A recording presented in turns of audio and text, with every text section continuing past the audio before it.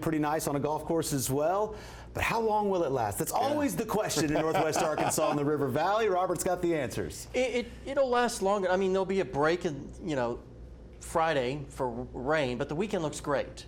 So a brief break for rainfall, and then we get back to the nice weather, which is certainly good news. We'll take you outside right now and show you Fayetteville, where things are on the quiet side. Today in Fayetteville, we got up to 65 degrees, smack on average. That's where we should be for this time of the year.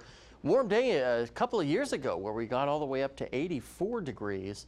Fort Smith, also things are nice and quiet. Almost looks like a little bit of fog is rolling in. Maybe it could just be some haze out there tonight. Also right at average, 70 degrees in Fayetteville. Hot day though in 1967 where we jumped up to 91. Elsewhere across Northwest Arkansas, not too bad. Temperatures right in the mid 50s on average, 58 in Holiday Island.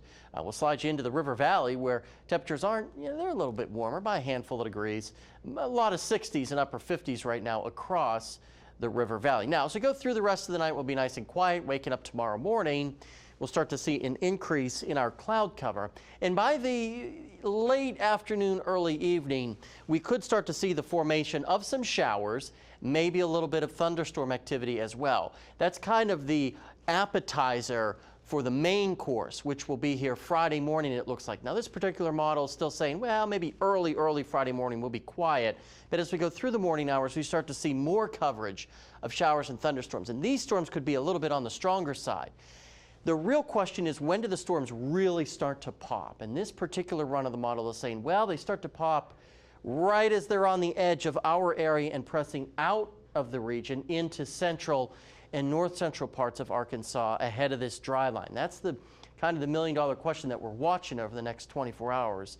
When will those storms really start to wind themselves up? Now, tomorrow, maybe somebody sees an isolated severe storm. That looks very, very like it would be the exception rather than the rule. Now, for Friday, it's a different story. Severe chances increase dramatically. Scattered severe storms to numerous severe storms, again, across eastern sections, and this would primarily be before lunchtime on Friday. Then we turn our attention to next Tuesday, where we could be doing this all over again. SPC boys already outlining a huge area for the potential for severe weather, something that we'll be watching. And once that dry line passes Friday, winds are going to go crazy.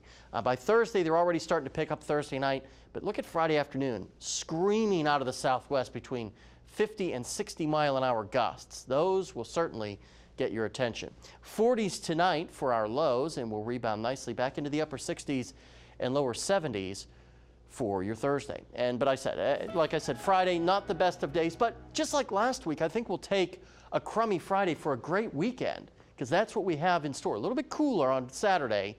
We warm up Sunday, windy conditions come back, then there's those chances for showers and maybe some storms as we get into early part of next week. River Valley, the same thing, with some chances for those showers and storms Friday, Monday, and Tuesday, but the weekend overall looks great. Stay with us. On the other side of this break, we're going to check sports. Stay with us.